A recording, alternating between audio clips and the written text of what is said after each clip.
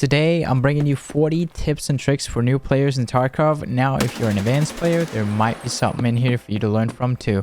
Usually, my tips and tricks videos go super fast, so without further ado, let's just roll into it. They're going to be packed, timestamps in the description.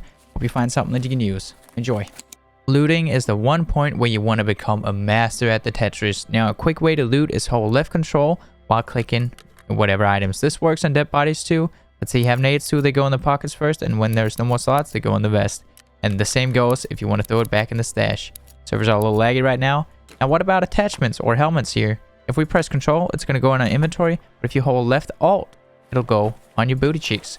So that way, when you're looting guns off of dead enemies, let's say this is a dead guy, we'll loot that.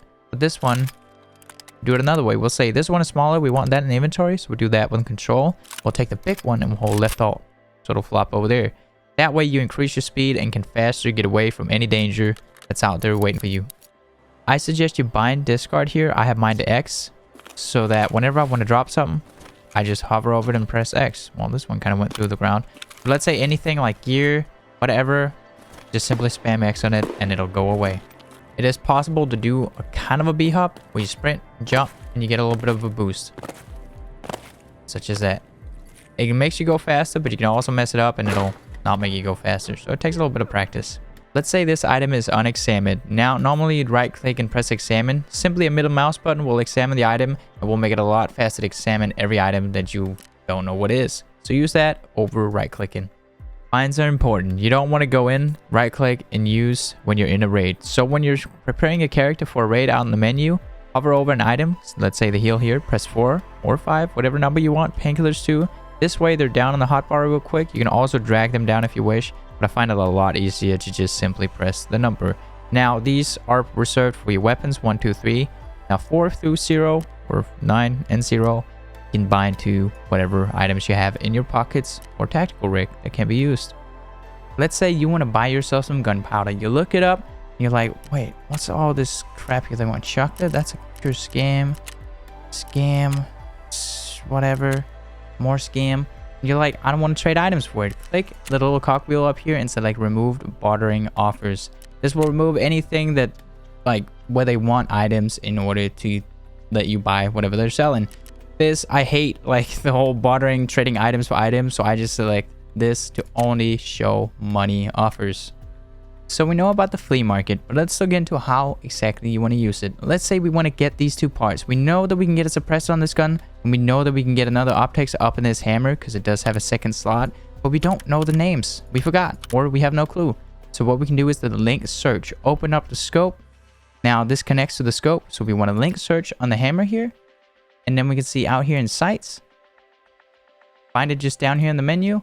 Bada bing, bada boom. Then you can buy it right there. Second of all, the suppressor, obviously that goes on the front of the gun. So you right click the front of the gun's attachments. Now if you don't know it's this, double click the barrel first and you'll see it in here. Link search again. And what do you know? The suppressor will show up right here, or you can go out into muscle devices, suppressors, and bam, it'll show up right there. It's a really easy way and good way to learn how to build guns or learn how to work it. Let's say that you didn't know how to get this grip on the gun because the gun didn't have a railing on it. You do the same link search and you'll figure it out that way. Super easy, super awesome to work with. Link search is your absolute best friend as a newbie player and also as an advanced player when building any guns in the game. Ammo is key in this game. You can use the best gun in the game with the worst ammo and you will have no results. You can use the worst gun in the game with the best ammo and you will have good results. This is currently the chart that I use. So let's say that we use an M4. So we find the M4 ammo here, 556 times 45. M995 is the best. They are really, really expensive. But now you can kind of look at it and see, oh, this is what's what. So I was using War Mage. That's why I didn't kill any armored people.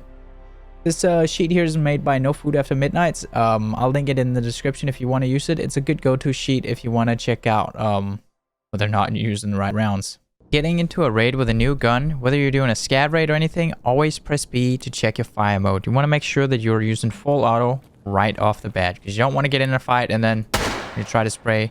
That's what happens. No thank you. I scav. When you think suppressors, you think sound suppression. Yes, however, in this game, there's something way, way, way more important, and also why the suppressors are really good is that right here. Let me just show you. Here we have a little bit of smoke. We can easily see what we're shooting at. The amount of smoke coming up in front of us here, and now it can be little sparkles or whatever, depending on what gun you're using, makes it a lot harder to see what you're shooting at. Now this changes on what gun you're shooting, but just taking this, my wonderful M4 build here, I mean, if you're playing interchange or factory, this has a lot to say. Because it does get harder to shoot at dark areas if you have smoke up in front of you and you need to track your enemy. So suppressors, even though they're expensive, they're really good for darker maps. Not only for sound suppression, but for those darker areas. Headsets are super important in this game. What they do is they will amplify the sound and make it so much easier to hear footsteps. Now there's different kinds. These are the different kind of headsets in the game currently. There's one here that goes in the headset too. I haven't really used this, so I can't say if I really awesomely love it or anything. But the Tactical Sport being my favorite, and then the Comtac secondly. Now let me show you how it sounds. The headsets are very different. Now if we take a look at the cheapest one. And let's check the Swordness too. They are a lot different. So find your headset, mess around with them, and figure out which one you prefer. I personally prefer the Tactical Sport and then the Comtac, but that's just my opinion. I suggest you always insure your gear. How insurance works is if you pay the fee, if nobody loots your gear in the game, you will get it back. That means if a player kills you, he or she will most likely take some of your gear. If a scav kills you, they will most likely not take any of your gear because they're NPCs unless it's a scav player. Insurance is always worth it.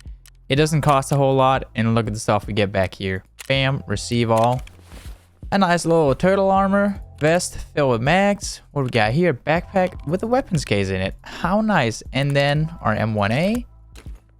And a helmet with a thermal that goes for like 2 mil, which was not the right thing that I just inspected. So be sure to use insurance because holy moly. Make use of the flea market. Take these 60 rounder mags here. They sell for only 10k. Now if we go ahead and right click, filter by item, and we see, wow, they sell for like 30, 40k. So we can add offer, auto select similar items. So let's select all of them. And then we can check, we could easily list these for 36,998 bucks and still get away with them. So that's like 26k more than we would vendor it for, even 27. There you go. Always use the flea market for any good items. You gotta use the wiki. As a new player, check out the maps here, whichever map that you want to play. Let's say that we want to play, woods. Alright, well, as a new player in Tarkov, it can be very hard to figure out these maps. First of all, this shows you all the loot spots, but more importantly, it shows you all the extracts too. So find a map that you say, hey, I like this. Now, currently, the wiki page is having some issues, but see here, you can see all the extracts, the looting points, the scav spawns, where they're at. Have this open on a different monitor, and this way you'll learn the map at a lot faster pace than having no map or no intel at all. You can also open this on your phone or tablet or anything next to you. Throwables will be used in your pockets before the vest. So let's say you had a flashbang here and a grenade here, the grenade will be used first. Now if you had a flashbang like this, the flashbang would be first. And again, grenade like this, flashbang here, the grenade would be used first when you press G. Currently, face covers and eyewears do not do anything in game. They might look cool, but glasses or anything do not reduce flashbangs or anything like that yet. It might change in the future. I suggest on starters you pick one map and you just play that for a bit until you get the feel for the game. In my opinion, customs is a really, really good starting map. Now this is up to you whether or not you want to do that, but custom kind of has a little bit of everything. But then again, play whatever you want, open a map, that's just my suggestion. As long as you have a map open, I'm okay with it.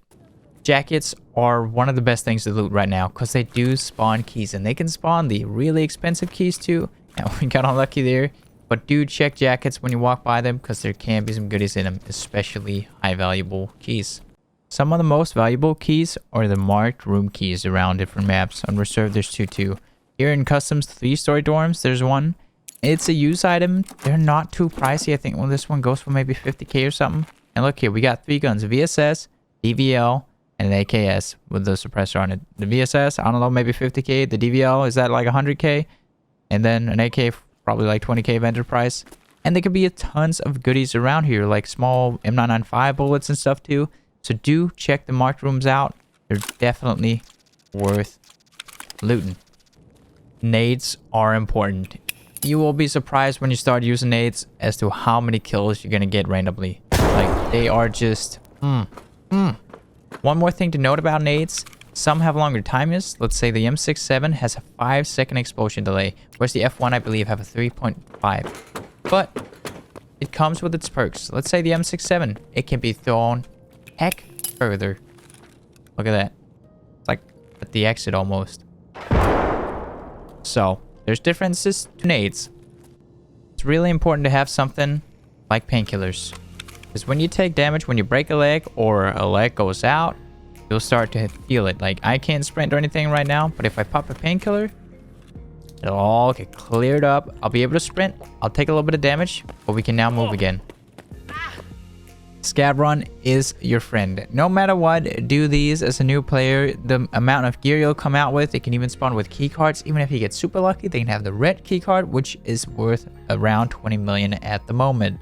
So as a new player, I definitely suggest that you go keep doing your scav runs, make that money. Whenever you need a little bit of extra chummy change, go run a scav run. Whenever you want to learn a map, go run a scav run. Keep doing it, keep doing it, keep doing it. It's a very good way to learn. You can tell the difference between a scav and a player scav. If they have a pouch, it's a player scav. If they do not, it's just a regular NPC scav.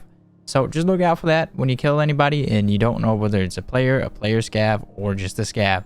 Player will obviously have dog tags, the player scav will have a pouch, and the NPC will not have anything. There's different types of scavs. There's scav raiders, which you will find on reserve and the labs map. There's just the regular pleb scavs, and then there's the sniper scavs. Now sniper scavs you want to be careful of. On customs here, they can spawn on this roof, and up in this tower there's a spawn out too, and then further down too. But this one up here is the one that people are currently being surprised by because it's relatively new. But be careful, they can snipe you and take you out with ease. So take them out maybe when you get closer, because clearly I can't take that guy out. It's important that you have a splint with you, because if you break a leg, you want to fix that up. An allo splint has 5 uses compared to the regular splint, and this is really quick use, and after here the fracture will go away and we'll be good again to run around without taking any damage. A good thing to learn the spots off is stashes. Stashes can bring you excellent loot. Now the way to figure this out is search for whatever map you're playing, this one being customs. Search for customs on Google, search stashes, and a map will most likely pop up saying where all the stashes are on this map. They can either look like the plank there, or they can look like this barrel down here, a little blue barrel. And they can carry so much different stuff, and there's plenty of them. Now these ones weren't too lucky, but then again, we don't got these. That's a lot of money. That's like 25k or something, and a cord here for 20k too. So done deal. Multiple helmets have visors on. Now visors are super amazing, as into they can block bullets and save your life. However, they do make it look smudged. But the tip for this one is that you can use N to put the visor on and N to put the visor off. So you can kind of toggle between it if you wish to. All the maps have 2 different times. So you can even tell the weather condition here, a little bit cloudy. What you want to notice is any late time or super early, that will be what we refer to as night mode. Or the 10 a.m. here will be day mode. So go around, look at the maps. They all have the exact same time, except for the labs. No time zone here. And factory, it has 2 time zones that are completely stuck. One nighttime and one daytime. So don't get confused about this being glitched out or anything. That's just how it is. So you can either play nighttime on factory, which is completely dark, or you can play daytime. When you're new to the extracts, take your time. Sometimes people will sit out at the extracts, the maps that have the more common ones that people use, and they will try to pick you off. A guy tried to do that to me earlier over here. Didn't work out to him, but do keep your eyes open. People will literally run to the exits and just sit there and wait for you, especially on factory because it's such a small map. If you wish to get better at the game, another thing you can do is play with bots. Now, let's say factory, that's the smallest map, really good map if you're going to go gun out. Now here, enable offline mode for this raid. You can select enable PvE, AI difficulty. Let's take it easy so we can get a feel for it. How many AI? Let's take a horde of them, man. We just want to fight. This way you can go in and you can kind of test your guns out against targets. And guess what? If you die, you lose nothing. You get everything back. You can just leave the game too. You don't have to extract or anything. Leave, get out, and go again. This is a very, very awesome feature that I didn't expect a game like this to already have. So go in there. If you're a new player, you can test your guns out and you can see how long can you last. how many scavs can you take down, and also it's just a really good way to learn the map. So if you want to learn a map, you can go offline mode too and explore the extracts if you wish to. That way, when you go in for RLCs with your favorite gear, you know where you need to go. You can tell how many players are on a map by looking out here to the right. You see factory has 46. This is included yourself. So there could be a total of other 3 players. However, interchange, we go up to 9 to 14. So if you are in there, and there could be 13 other players that you're going up against. So that is a very big map compared to the other one. But this kind of gives you a feel of how many people you'll be versing on the different maps you enter. One of the best ways to learn this game, in my opinion, is to just follow the quests, do them all. You'll just get a feel for it. The spots, different spots in the games, the gun customization. There's so many different places all these quests take you. And in the very end, if you do them all, you'll get this fantastic Kappa container. But just focus on casually doing your missions, and it'll just be a joy. If you need any help with any mission, what you do is you look it up on the Wikipedia. It will tell you exactly what to do. In my opinion, there's 3 vendors to worry about: therapist, skier, and mechanic. Now, I get that you want to level them up, but when you sell just random stuff, I'd suggest dog tags, meds, all that jazz. Whatever you can sell to her, you sell to her. Second up, skier. You sell your guns, strip them apart, and sell every attachment that you can to him. Let's see mechanic. That's where you sell the rest of the stuff. He'll pay 61k for this. 61.7. Now, if we strip this one, we go ahead and we sell what we can to skier. Alright, so we want to sell this. Normally said I would keep the PK, but we'll sell them here just for science. 37.2. So remember the 37. And then the rest of mechanic. And then we have another 30 here. So overall, we made a good chunk of money just off of that. Now, that's not an insane amount. But if you multiply it with every single gun that you want to sell down the road, and you strip them apart and sell this to skier and that to mechanic, you will make a good profit. I do this every time with every gun. I don't mind it. I like it. Part of the fun for me in EFT is all the mini games and the stash, inventory management, and all that jazz, building your bank up. So yeah, this is an extra way to make some extra money out of your valuable runs that you're doing. If your teammate dies and they insure their gear, hide it in their backpack and slap their gear somewhere in a corner or over in a bathroom stall, whatever. Get it out of sight, and that way your friend will get his loot back, and you can grab whatever loot that you might have grabbed in the rest of this game. Combine voice commands and hand gestures by double tapping Y. Going in here, say, this command suppress. We'd like to bind that, so you can right click it and then select one of these. So let's say F7. Now we have suppress. Send him some lead.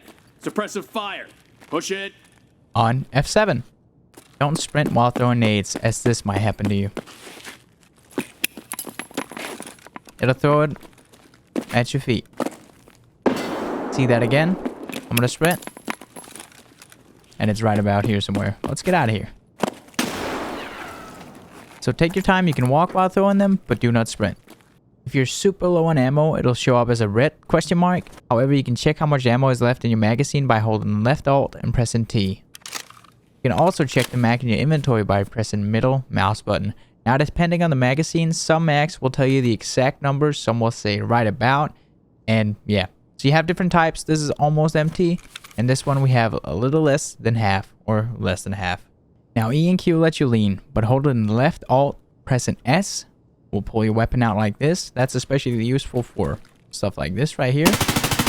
Using the spray. Left alt plus D makes it kind of a more glidey leaning, so you can determine exactly how much you want. And left alt plus W over and above. This could be useful for maybe a spot like this. Now, there's more to movement than this. If you hold your crouch button while scrolling the mouse wheel, you can determine how far up you will be going. Look at the bottom left here, as the meter will show you. And scroll in the mouse wheel will select your speed. You can also hit caps lock to quickly change between walk-in speeds. That's it for this one. Thank you guys for watching. These are 40 tips for kind of new players to Tarkov. I'm sure some more advanced players have learned a couple of things too.